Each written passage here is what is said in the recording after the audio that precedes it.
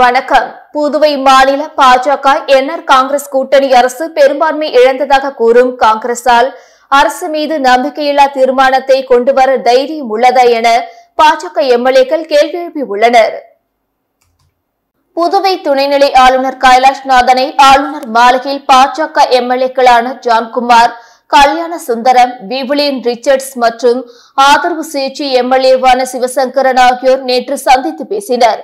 பின்னர் பாஜக எம்எல்ஏக்கள் செய்தியாளர்களிடம் கூறுகையில், கிறிஸ்துமஸ் வாழ்த்து தெரிவிக்க கிறிஸ்துவ மிஷனரி நிர்வாகிகளை துணைநிலை ஆளுநரிடம் அழைத்து சென்றோம். அத்துடன் தொகுதிகளில் நலத்திட்டம் குறித்தும் துணைநிலை ஆளுநரிடம் பேசினோம். மக்கள் அளித்த எம்எல்ஏ என்ற பதவியை போதும், யாரிடமும் கூடுதல் பதவி கோரி நிற்கவில்லை. புதுவை பேரவைத் தலைவர் கட்சி நிர்வாகத்தில் இல்லை. ஆகவே அவர் கட்சி உறுப்பினராக யார் உள்ளனர் என்பது குறித்து பேச முடியாது. சட்டப்பேரவை கூட்டத்தின் போது புதுவை பேரவைத் தலைவரது செயல்பாடு குறித்து தெரிவிப்போம். முதல்வரை விமர்சிக்க அனைவருக்கும் உரிமை உண்டு. அதன் அடிப்படையில்தான் லாட்டரி தொழிலதிபர் புதுவை முதல்வரை விமர்சித்துள்ளார். புதுச்சேரியிலிருந்து கோவை, திருப்பதி, கொச்சி ஆகிய நகர்களுக்கு விமான சேவை விரிவாக்கம் செய்ய வேண்டுமென துணைநிலை ஆளுநரிடம் கோரியுள்ளோம். காங்கிரஸ் ஆட்சியில் மக்கள் நலத்திட்டங்கள் செயல்படுத்தப்படவில்லை. புதுவை அரசு பெரும்பான்மையை இழந்ததாக முன்னாள் முதல்வர் வே. நாராயணசாமி கூறியுள்ளார். அதன்படி அரசு மீது நம்பிக்கையில்லா தீர்மானம் கொண்டுவர காங்கிரசுக்கு தைரியம் உள்ளதா என்பதை விளக்க வேண்டும் என்றனர். முன்னாள் முதலமைச்சர் நாராயணசாமி சொல்றாருல, இந்த அரசு இது மைனாரிட்டி கவர்மெண்ட். இந்த கவர்மெண்ட்டுக்கு உங்களுக்கு தான் உங்ககிட்ட 8 சட்டமன்ற உறுப்பினர்கள் கூட்டணி கட்சி சட்டமன்ற உறுப்பினர்களா, திமுக 6, காங்கிரஸ் 2 இருக்கு. உங்களுக்கு திராணி இருந்துன்னா நீங்க நம்பிக்கையில்லா தீர்மானத்துக்கு லெட்டர் கொடுங்க. நாராயணசாமி சும்மா வெத்துக்காக உட்காந்து பேட்டி கொடுத்தா முன்னாள் முதலமைச்சர் மாதிரி பேசுறாரு. புதுச்சேரியில் சர்வதேச மாற்றுத்திறனாளிகள் தின விழா நாளை நடைபெற உள்ளதாக அறிவிக்கப்பட்டுள்ளது. இது தொடர்பாக புதுச்சேரி சமூக நலத்துறை இயக்குநர் ராகினி வெளியிட்டுள்ள செய்திக்குறிப்பில், புதுச்சேரி அரசு சமூக நலத்துறை சார்பில் ஆண்டுதோறும் டிசம்பர் 3ஆம் தேதி சர்வதேச மாற்றுத்திறனாளிகள் தின விழா கொண்டாடப்பட்டு வருகிறது. இந்நிலையில் புதுச்சேரியில் ஏற்பட்ட பெஞ்சல் புயல் பாதிப்பின் விளைவாக மாற்றுத்திறனாளிகளின் நலன் கருதி இவ்விழாவை வேறு ஒரு தேதியில் நடத்துவது என முடிவு செய்யப்பட்டது. அவ்வாறு இந்த ஆண்டு நாளை சர்வதேச மாற்றுத்திறனாளிகள் தின விழா ஜெயராம் திருமண நிலையத்தில் கொண்டாடப்பட உள்ளது. முதன்மை விருந்தினராக கவர்னர் கைலாஷ்நாதன் கலந்து கொண்டு விழாவை துவக்கி வைக்கிறார். முதல்வர் ரங்கசாமி தலைமை தாங்கி மாற்றுத்திறனாளிகளுக்கு மாநில விருதுகளை வழங்குகிறார்.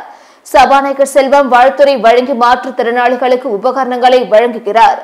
சமூக நலத்துறை அமைச்சர் ஜெயக்குமார் நோக்கவுரையாற்றி நலத்திட்ட உதவிகளையும் விளையாட்டுப் போட்டிகளில் வெற்றி பெற்ற மாற்றுத்திறனாளிகளுக்கு பரிசுகளையும் வழங்குகிறார். புதுச்சேரி முதல்வரின் பாராளுமன்ற செயலர் ஜான்குமார் எம்எல்ஏ, தலைமை செயலர் சரத் சவுகான், சமூக நலத்துறை செயலர் முத்தம்மா ஆகியோர் வாழ்த்து பேசுகின்றனர். நிறைவாக மாற்றுத்திறனாளிகள் கலை நிகழ்ச்சிகள் நடக்கிறது. இவ்விழாவில் மாற்றுத்திறனாளிகள் அனைவரும் கலந்து கொள்ள வேண்டும் என்று அவர் கூறியுள்ளார்.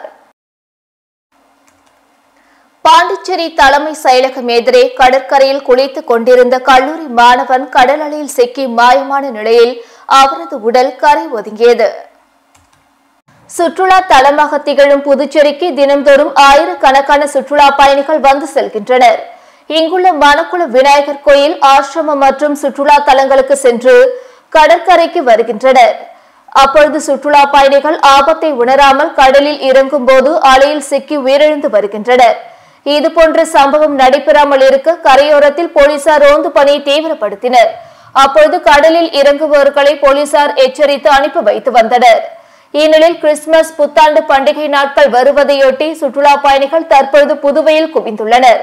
இதனிடையே வங்கக்கடலில் நிலை கொண்டிருந்த காற்றழுத்த தாழ்வு நிலை காரணமாக புதுச்சேரியில் கடந்த சில நாட்களாக கடல் சீற்றமாக காணப்பட்டது.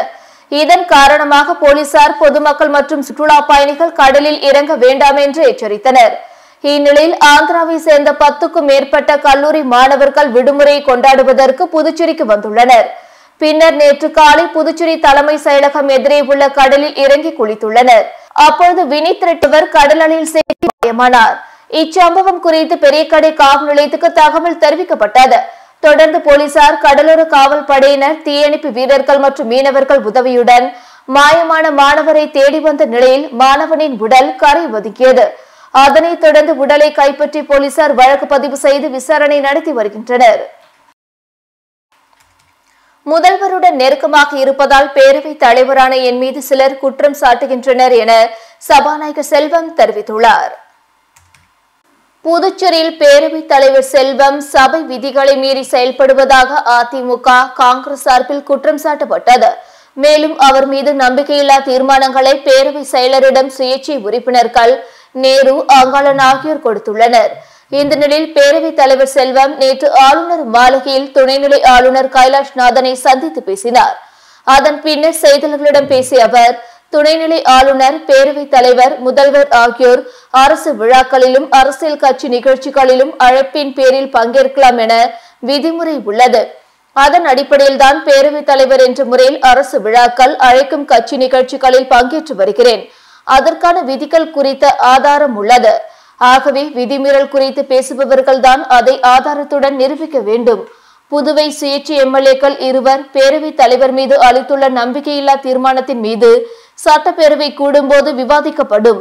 புதுவை முதல்வருடன் நெருக்கமாக இருப்பதால் பேரவைத் தலைவரான என் மீது சிலர் குற்றம் சாட்டுகின்றனர் என்றார். கேளிக்கை வரி செலுத்தாமல் நிகழ்ச்சி நடத்தினால் வர்த்தக உரிமம் ரத்து செய்யப்படும் என அரியாங்குப்பம் கொம்யூன் பஞ்சாயத்து ஆணையர் எச்சரிக்கை விடுத்துள்ளார். இது தொடர்பாக புதுச்சேரி அரியாங்குப்பம் கொம்யூன் பஞ்சாயத்து ஆணையர் ரமேஷ் வெளியிட்டுள்ள செய்திக்குறிப்பில், அரியாங்குப்பம் கொம்யூன் பஞ்சாயத்திற்குட்பட்ட பகுதிகளில் கிறிஸ்துமஸ் மற்றும் புத்தாண்டு நிகழ்ச்சிகளுக்கு ஏற்பாடு நடந்து வருகிறது. நட்சத்திர ஹோட்டல்கள், பிற ஹோட்டல்கள், தங்கும் விடுதிகள், திறந்தவெளி உள்ளிட்ட இடங்களில் அரசால் அனுமதிக்கப்பட்ட நேரத்தில் உணவு, மது வகைகள் ஆகியவற்றுடன் டிஜே, மெல்லிசை, கலை நிகழ்ச்சிகள் நடத்துவதற்கு கேளிக்கை வரி மற்றும் வர்த்தக உரிம கட்டணம் ஆகியவற்றை செலுத்தி உரிய உரிமங்களை பெற்றுக்கொள்ள வேண்டும். பொது இடங்களில் பெரிய அளவில் நிகழ்ச்சி நடத்துவதாக இருந்தால் புதுச்சேரி மாவட்ட ஆட்சியர், துணை ஆட்சியர், கலால், சட்டம் ஒழுங்கு சீனியர் எஸ்பி, போக்குவரத்து எஸ்பி மற்றும் கோட்ட தீயணைப்பு அதிகாரி ஆகியோரின் ஒப்புதல் சான்றிதழ்களை சமர்ப்பிக்க வேண்டும். கிறிஸ்துமஸ் மற்றும் புத்தாண்டு நிகழ்ச்சிகள் என்ற பெயரில் பொதுமக்களுக்கும் போக்குவரத்துக்கும் இடையூறு செய்யக்கூடாது. கலாச்சாரத்தை மீறும் வகையில், பிறர் மனம் புண்படும் வகையில் செயல்படக்கூடாது. அனுமதி இல்லாமலும் கேளிக்கை வரி செலுத்தாமலும் நிகழ்ச்சிகள் நடத்தினால் கடும் நடவடிக்கை எடுப்பதோடு வர்த்தக உரிமம் ரத்து செய்யப்படும் என்று அவர் தெரிவித்துள்ளார். இந்திரா காந்தி அரசு பொது மருத்துவமனையில் முதல் முறையாக சிறுதுளை சிறுநீரக அறுவை சிகிச்சை வெற்றிகரமாக செய்து சாதனை படைத்துள்ளது. புதுச்சேரி இந்திரா காந்தி அரசு பொது மருத்துவமனையில் சிறுதுளை சிறுநீரக அறுவை சிகிச்சையை வெற்றிகரமாக முடித்ததன் மூலம் புதிய மைல்கல் எட்டப்பட்டுள்ளது. சிறுநீரியல் துறை தலைவர் டாக்டர் சுதாகர் தலைமையிலான திறமையான அறுவை சிகிச்சை குழுவால் நிகழ்த்தப்பட்ட இந்த செயல்முறை அரசாங்க சுகாதாரத்துறையில் உறுப்பு தானத்திற்கான குறைந்தபட்ச அறுவை சிகிச்சையில் ஒரு புதிய சகாப்தத்தை குறிக்கிறது. 58 வயதான தாய் இறுதிக்கட்ட சிறுநீரக நோயால் பாதிக்கப்பட்ட தனது 38 வயது மகளுக்கு தனது சிறுநீரகத்தை தானம் செய்தார். இந்த அணுகுமுறை பாரம்பரிய சிறந்த அறுவை சிகிச்சையை விட பல நன்மைகளை வழங்குகிறது. இதில் அறுவை சிகிச்சைக்கு பிந்தைய வலி முற்றிலும் குறைக்கப்படுகிறது.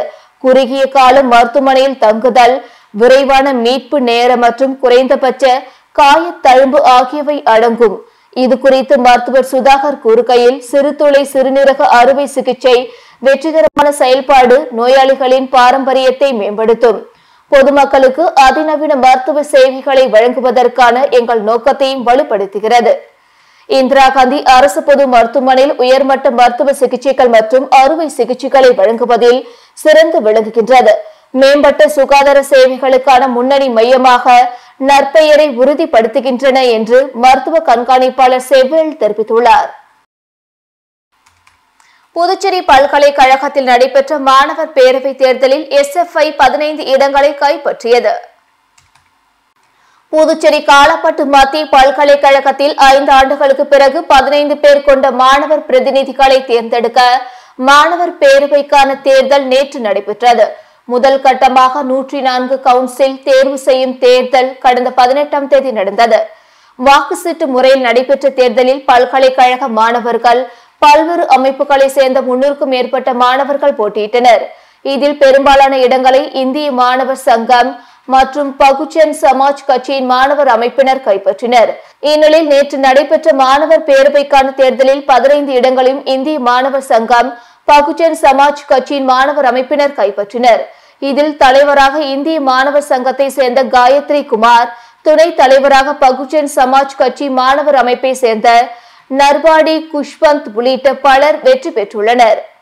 30க்கும் மேற்பட்டவர்கள் போட்டியிட்ட இத்தேர்தலில் 15 இடங்களையும் இந்திய மாணவர் சங்கம் மற்றும் பகுஜன் சமாஜ் கட்சியின் மாணவர் அமைப்பினர் கைப்பற்றியது குறிப்பிடத்தக்கது. புதுச்சேரியில் அரசு வேலை வாங்கி தருவதாக கூறி இளைஞரிடம் ரூபாய் 20 லட்சம் மோசடி செய்யப்பட்டது குறித்து போலீசார் விசாரித்து வருகின்றனர். புதுச்சேரி உருளையன்பேட்டை பகுதியை சேர்ந்தவர் கார்த்திகேயன். இவர் புதுச்சேரியில் உள்ள தனியார் வேலைவாய்ப்பு ஆலோசனை மையத்தை நாடி அரசு வேலைக்கு முயற்சித்தார். அப்போது அங்கிருந்தவர்கள் ரூபாய் 20 லட்சம் கொடுத்தால் அரசு வேலை வாங்கி தருவதாக கூறிய நிலையில் அவர்கள் அளித்த வங்கி கணக்கு எண்ணில் கார்த்திகேயன் ரூபாய் 20 லட்சத்தை செலுத்தியதாக கூறப்படுகிறது. ஆனால் அவருக்கான வேலைக்கு நடவடிக்கை எடுக்கப்படாததுடன் கொடுத்த பணத்தையும் திருப்பி வழங்கவில்லையாம்.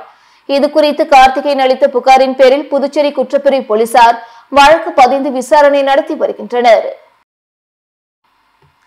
இத்துடன் செய்திகள் நிறைவடைந்தன. வணக்கம்.